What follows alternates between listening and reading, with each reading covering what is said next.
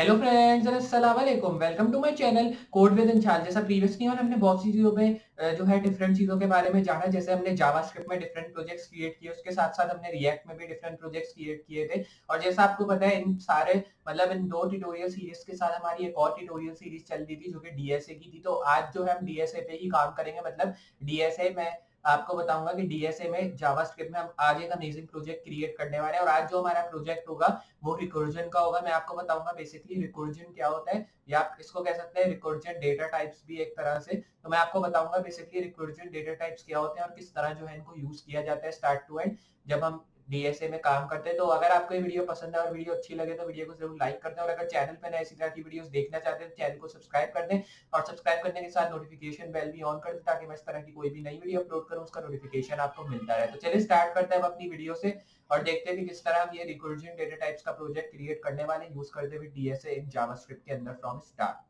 तो जैसा मैंने आपको बताया स्टार्ट के अंदर कि आज जो है हम डीएसए के अंदर जावास्क्रिप्ट में एक अमेजिंग प्रोजेक्ट क्रिएट करने वाला और आज हमारा जो प्रोजेक्ट होगा वो रिकर्जन डेटा टाइप्स का था। तो बेसिकली इसमें मेरे से एक मिस्टेक हुई कि मैंने जो है आपको बताया कि हमारा प्रोजेक्ट रिकर्जन डेटा टाइप्स का होगा। बेसिकली ये रिकर्जन डेटा टाइप्स नहीं, रिकर्जन डेटा स्ट्रक्चर्स होंगे। मतलब मैं आपको एक एक स्ट्रक्चर एलिमेंट के बारे में बताऊंगा इस वीडियो के अंदर। मतलब आप समझे कि इसमें जो है मैं आपको रिकर्जन डेटा स्ट्रक्चर्स के बारे में बताऊंगा, ना ही टाइप्स। तो टाइप्स अलग चीज है और स्ट्रक्चर अलग चीज है, तो उसमें थोड़ा डिफरेंशिएट हमें क्रिएट करना चाहिए। तो उसमें जो है मिस्टेक से मैंने गलती से जो है टाइप्स बोल दिया, तो उसको टाइप्स नहीं एक तरह से स्ट्रक्चर कहा जाता है। तो आज जो है हम रिकर्जन डेटा स्ट्रक्चर के बारे में काम करने वाले हैं। तो चलिए स्टार्ट करते हैं अपनी वीडियो से। तो मैं सबसे पहले न्यू विंडो यहाँ क्रिएट कर लेता हूँ और मैं जो है यहाँ से अपनी प्रीवियस विंडो को कर दूंगा क्लोज। तो जैसा आपको पता है अभी तक हमने जितने भी डीएसए के प्रोजेक्ट्स किए हैं उसमें मैं एचटीएमएल की फाइल एक क्रिएट करता हूँ या फिर ऑलरेडी मैंने क्रिएट की भी होती है और इसके अंदर हम स्क्रिप्ट टैग के थ्रू सारे अपने डीएसए जावास्क्रिप्ट के कोड्स यूज करते हुए अपना प्रोजेक्ट ब्राउजर में चेक करते हैं। तो मैं जो है अपनी फाइल ओपन कर लेता हूँ। ये वाली फाइल भी मैंने ऑलरेडी डेस्कटॉप पे क्रिएट कर ली टाइम बचाने के लिए, क्योंकि मैंने बहुत सी वीडियोस में आपको बताया हुआ भी है कि किस तरह फाइल्स क्रिएट करते हैं और ये कोई बड़ी बात नहीं है। अगर जिसको बिगनिंग कोड्स आते होंगे तो उसको पता होगा। मैं ऐसे सारी चीजें कर दूंगा रिमूव। तो बेसिकली मैं इसका टाइटल रिकर्जन पहले से दिया हुआ है ताकि मैं आपको समझा सकूं कि जो है ये रिकर्जन है और ताकि और लोगों को पता चले कि रिकर्जन मैं काम करता हूँ। उसके आगे रिकर्जन डेटा स्ट्रक्चर भी लिख देता हूँ ताकि लोगों को पता रहे कि डेटा स्ट्रक्चर है ना कि डेटा टाइप्स। इधर भी हम लिख देते हैं डेटा स्ट्रक्चर। तो बेसिकली आपका मेन फोकस जो होना चाहिए वो इस पे H1 पे ही होना चाहिए, मतलब हेडिंग पे। टाइटल लिखना जरूरी नहीं है, अगर आप लिखना चाहें तो लिख दें अगर आपका मन है, वरना मर्जी है आपकी, लिखो या नहीं लिखो जरूरी नहीं है। तो अब जो है मैं इस फाइल को अपने ब्राउजर में ओपन करता हूँ। तो हमारा ब्राउजर गूगल क्रोम है, तो मैं इसके अंदर ओपन कर लेता हूँ। तो डिफॉल्ट ब्राउजर में गूगल क्रोम यूज करता हूँ। बाकी मैं सारी चीजें कर दूंगा ऐसे क्लोज, फिर इसको करते हैं साइड बाय साइड और इसको हम कर देंगे लेफ्ट पे आ गई हमारी VS कोड और राइट पे हमारा इंटरफेस आ चुका है। ये सारी चीजें आ गई। अब हमें जो है इधर से स्क्रिप्ट के अंदर अपने डीएसए के कोड्स डालने, जिससे हमें पता चले कि हम जब ये डाल रहे हैं तो डेटा स्ट्रक्चर एलिमेंट हमें ये बना के दे रहा है जो कि कंसोल में हमें बना के देगा। तो अगर आप फ्रंट पे जा रहे हैं कोड तो मैं आपको फ्रंट पे भी करके दिखाऊंगा, लेकिन उससे पहले हमें कंसोल में जाना है क्योंकि बेसिकली कंसोल ही मेन जगह होती है जहां आप अपने जावास्क्रिप्ट कोड्स को रन करते हो स्टार्ट से। तो मैं आ जाऊंगा स्क्रिप्ट के अंदर। स्क्रिप्ट में आने के बाद हमें सबसे पहले इधर एक फंक्शन डालना है। फंक्शन कुछ भी हो सकता है, जैसे बहुत तरीके के इधर आप फंक्शन यूज करते हैं। तो एक फंक्शन आप कोई भी एक रैंडम फंक्शन क्रिएट कर लें। तो मैं फंक्शन का नाम दे दूंगा जैसे एप्पल, एक्स दिया, मतलब एलिमेंट में इसका एक्स दूंगा। डेटा स्ट्रक्चर जो हमारा हो गया वो एप्पल हो गया और उसमें जो एलिमेंट मैंने यूज किया वो एक्स का यूज किया। मतलब रैंडम आप कोई भी एलिमेंट या कोई भी डेटा स्ट्रक्चर को यूज कर सकते हैं इधर, ये आपकी मर्जी है। जैसे मैंने एप्पल डेटा स्ट्रक्चर यूज किया, मैंगो, ऑरेंज, मतलब कोई भी तरह के फ्रूट या कोई भी तरह की वेजिटेबल वगैरह डाल के आप उसको डेटा स्ट्रक्चर का नाम एक तरह से दे सकते हैं। फिर इसमें आपको लिखना है console.bond। console.bond में मैं इसी एलिमेंट को वापस डालूंगा। तो एक चीज का ख्याल रखना है आपको, जब आप जो है डेटा स्ट्रक्चर के साथ जो एलिमेंट डालें वही एलिमेंट जो है आपको console.bond टैग के साथ डालना है, अलग एलिमेंट आपको नहीं डालना। तो ये थोड़ी सी जरूरी चीज है। ये करने के बाद जस्ट आपको जो है इफ का एलिमेंट डालना और यहाँ पे मैं लिखूंगा x, फिर यहाँ 10 लिखेंगे ये साइड डाल के। उसके बाद हमें इधर से वापस से वही एलिमेंट लिखना है जो कि हमने ऊपर लिखा, मतलब डेटा स्ट्रक्चर का एलिमेंट, और फिर यहाँ पे x+1 कर देंगे। अब इतना करके मैं इसको सेव करके रिलोड करता हूँ, तब आप देखेंगे इधर हमें कुछ भी शो नहीं हो रहा, क्योंकि बेसिकली अभी हमने सिर्फ इसमें जो है वार्न टैग के थ्रू हमने सिर्फ अपना एलिमेंट डिफाइन किया है। अगर मैं फ्रंट पे भी आ जाता हूँ, इधर भी हमें कुछ शो नहीं होगा, क्योंकि बेसिकली हमने सिर्फ इसका डेटा एलिमेंट डिफाइन किया है, इसमें बेसिक चीजें हमने पुट नहीं की है। तो वो करने के लिए हमें आ जाना है दो टैग्स, मतलब दो जो हमने कर्ली ब्रैकेट क्लोज किए हैं उसके नीचे यहाँ पे लेट डेटा की वैल्यू डाल देनी है 0। अभी मैं रैंडम 0 वैल्यू लिखना चाह रहा हूँ। फिर उसके बाद एप्पल लिखना है, यहाँ पे जो है डेटा वैल्यू डालते हैं फिर से, जो कि क्लोज हो जाएगी। फिर उसके बाद 5 डाल देते हैं इधर। फिर इधर मैं फंक्शन वैल्यू डालता हूँ। फंक्शन वैल्यू क्या हो सकती है, जैसे फैक्टोरियल हो सकती है इधर, और फैक्टोरियल में मैं डाल दूंगा आइटम अपना। आइटम में इफ आइटम डाल दें, इफ आइटम में क्या हो जाएगा, इज इक्वल्स टू 0। तो दो इज इक्वल्स टू डाल दें ताकि वो हमारे डेटा, मतलब जो हमने डेटा डाला है उसको वो जो है आइडेंटिफाई कर सके। फिर उसके बाद हमें जो है आ जाना है नीचे, यहाँ रिटर्न 1 कर देना है, मतलब मैं रिटर्न वैल्यू जो चाह रहा हूँ 1 हो। सेव करते हैं, रिलोड। तो अब आप देख सकते हैं ये मुझे जो है 0 से लेके 10 तक इसने मुझे सारा फैक्टोरियल आइटम, मतलब मैंने तो इसको दिया कि इफ के थ्रू, मतलब if item is equals to 0, मतलब मैंने इसको कहा कि अगर आपके पास आइटम 0 है तो मुझे वैल्यू रिटर्न करानी है 1।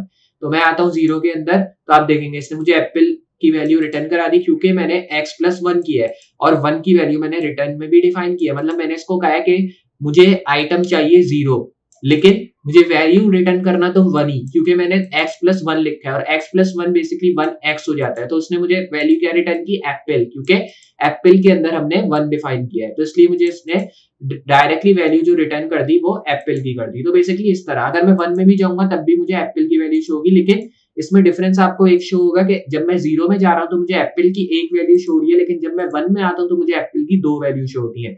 इसी तरह अगर मैं 2 में आता हूं तो इधर मुझे 3 वैल्यू शो होती है। मतलब इसने मुझे ये करके दे दिया कि जब भी आप एक खोलेंगे उसमें आपको एक वैल्यू शो होगी, 0 में 1 हो गई, 1 में 2 हो गई, 2 में 3 हो गई। मतलब ये जो है ये 1 से चल रहा है, लेकिन जब आप नंबर वैल्यू देखेंगे तो ये 0 से स्टार्ट हो रही है। इसलिए जो है जब आप 1 खोल रहे तो 2 वैल्यू शो हो रही है, क्योंकि वो 1 काउंट 1 से ही कर रहा है। जैसे इधर से तो 0 से 10 शुरू हो रहा है, लेकिन जब आप एप्पल की वैल्यू देखेंगे वो 1 से शुरू हो रहा है। अगर मैं इसको कर दूं x प्लस 0, फिर मैं इसको सेव करके रिलोड करूं, तो आप देखेंगे अब हमारी वैल्यू इसने मुझे क्या रिटर्न करके दे दी, डायरेक्टली इसने मुझे 8000 वैल्यू उठा के दे दी और पूरी सारी 0। मतलब पहले जब हमने इधर 1 किया था तो ये मुझे वैल्यू क्या रिटर्न कर रहा था, डायरेक्टली ये मुझे वैल्यू रिटर्न कर रहा था जैसे कि 1, यहाँ मुझे 1 वैल्यू रिटर्न कर रहा था ना, तो इस वजह से मुझे क्या शो कर रहा था, 1 से लेके 10 तक मेरी नंबर वैल्यू। लेकिन अगर मैं 1 की जगह यहाँ वैल्यू जो रिटर्न करूंगा वो मैं 0 करूंगा, फिर मैं इसको करता हूँ रिलोड, तो आप देखेंगे वापस से मुझे जो है ये वैल्यू क्या रिटर्न कर रहा है, 0। लेकिन अगर मैं आइटम में 1 लिख देता हूँ और फिर मैं अगर रिटर्न वैल्यू 0 करना चाह रहा हूँ, फिर देखते हैं हमें क्या शो होगा। तो इधर देखें, इसने जो है मुझे फिर 0 वैल्यू शो करा दी, लेकिन इसने मुझे एक चीज ये शो कराई है कि जितने में जा रहा था, मतलब जितने एप्पल में जितनी वैल्यू में जा रहा था इसने मुझे वही शो कराया। सिर्फ इसने डिफरेंस क्या दिया है हमें कि इसने 1 से लेके 10 के बजाय इसने मुझे बहुत सारी 0 वैल्यू दे दी, लेकिन सारी चीजों में सेम 0, मतलब अंदर जो एप्पल की वैल्यू है वो सेम ही है जैसे पहले थी। जैसे 0 में हमें 1 शो हो रही थी, फिर 1 में हमें 2 शो हो रही थी। उसी तरह जैसे आप इसको अगर 0 कंसिडर करें तो इधर आपको एक वैल्यू शो हो रही है, इसको 1 कंसिडर करें तो इधर आपको 2 वैल्यू शो हो रही है। मतलब डिफरेंस हमें कुछ शो नहीं हो रहा। फिर अब जो है मैं इधर कर देता हूँ जैसे 1, इसको मैं कर दूंगा 1 जैसे पहले था उसी तरह कर देते हैं, और यहाँ पे मैं इसको कर दूंगा 1। सेव करना है, 0 था, सेव करके रिलोड, रिटर्न कर दी इसने मुझे 10 वैल्यू और उसी तरह से मुझे फॉर्मेट बना के दे दिया। तो बेसिकली इस तरह आप इसको यूज कर सकते हैं।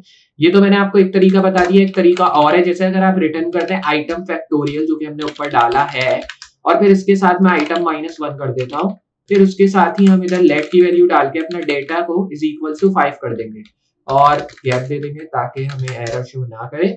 console.what डालेंगे इधर, और यहाँ पे मैं डायरेक्टली अपनी वैल्यू डाल दूंगा जो कि फैक्टोरियल की है। फैक्टोरियल में हमने क्या डाला है, डेटा एलिमेंट क्लोज कर देंगे, सेव करना है, डायरेक्टली रिलोड। अब आप देखेंगे इसने मुझे एरर शो कर दिया क्योंकि आपने डेटा की वैल्यू कंसीडर, मतलब डेटा की वैल्यू आपने कहीं डिफाइन ही नहीं की है। तो उसके लिए हमें क्या करना है, अब हमें जो है इसको कमेंट कर देना है, इन सारी चीजों को जो भी हमने अभी डाली है। ये हो गया कमेंट, ये हो गया कमेंट, ओके। उसके बाद आपको जस्ट आ जाना है इधर नीचे की साइड, यहाँ पे इसको कमेंट कर देना है, यहाँ पे इसको कमेंट कर देना है, फिर यहाँ पे भी कमेंट कर देना है। मतलब जो जो आपने ऊपर डाला है अभी इसको कमेंट कर देना है ताकि हम नीचे की वैल्यू देख सके हमें क्या शो हो रही है। ये भी कमेंट हो गया। फिर आ जाना है इधर 5 में, इसको भी कमेंट कर देना है। फंक्शन में आ जाना है फैक्टोरियल में, ये सही रहेगा, बाकी यहाँ तक आपने इसको कमेंट कर दिया। सेव करके रिलोड। अब आप देखेंगे अगर मैं इसको नॉर्मल रिलोड करता हूं तो इसने मुझे क्या शो कर दी 120 की वैल्यू, क्योंकि अगर हम नीचे आते हैं तो मुझे फैक्टोरियल में इसने एलिमेंट क्या शो किया, आइटम 0, रिटर्न वैल्यू 1, 5 डेटा इसने मुझे शो कर दिया और फिर उसी के साथ इसने मुझे 120 की वैल्यू शो कर दी है इधर। तो इस तरह जो है रिकर्जन डेटा स्ट्रक्चर को यूज करते हुए अमेजिंग प्रोजेक्ट्स क्रिएट कर सकते हैं। तो मुझे उम्मीद है आपको जो है डिफरेंट रिकर्जन डेटा स्ट्रक्चर्स के बारे में पता चला होगा। तो मैंने आपको 2 एग्जांपल के थ्रू जो है डेटा स्ट्रक्चर्स को समझाया। जैसे मैंने एक तरह से आप कह सकते हैं 2 डेटा स्ट्रक्चर के बारे में मैंने आपको इस वीडियो में समझा दिया। तो अगर आप और डेटा स्ट्रक्चर मतलब और रिकर्जन डेटा स्ट्रक्चर की डिटेल जानना चाहते हैं तो मुझे कमेंट सेक्शन में जरूर बताएं, तो मैं आपको और डिटेल दूंगा रिकर्जन डेटा स्ट्रक्चर के मुतालिक। या अगर आप किसी और चीज में चाह रहे हैं कि मैं आपको डिटेल दूं डीएसए में, तो वो भी मैं जरूर दूंगा। आप जस्ट मुझे कमेंट करें तो मैं जरूर जो है आपको उन चीजों में भी नॉलेज दूंगा और आपको सिखाऊंगा कि इन चीज का यूज करते हैं, डेटा टाइप्स क्या होते हैं, एलिमेंट्स क्या होते हैं, फिर एलिमेंट्स क्या होते हैं, फिर स्टेटमेंट वगैरह, बाकी सब चीजें मैं आपको बताऊंगा डीएसए के अंदर। तो वीडियो पसंद आई तो वीडियो को लाइक कर दें, और अगर चैनल पे नए इसी तरह की वीडियोस देखना चाहते हैं चैनल को सब्सक्राइब कर दें। सब्सक्राइब करने के साथ नोटिफिकेशन बेल भी ऑन कर दें ताकि मैं इस तरह की कोई भी नई वीडियो अपलोड करूं उसका नोटिफिकेशन आपको मिलता रहे। तो मैं मिलता हूँ अगली वीडियो में इसी तरह की अमेजिंग और हेल्पफुल चीजों के साथ। तब तक के लिए अल्लाह हाफिज।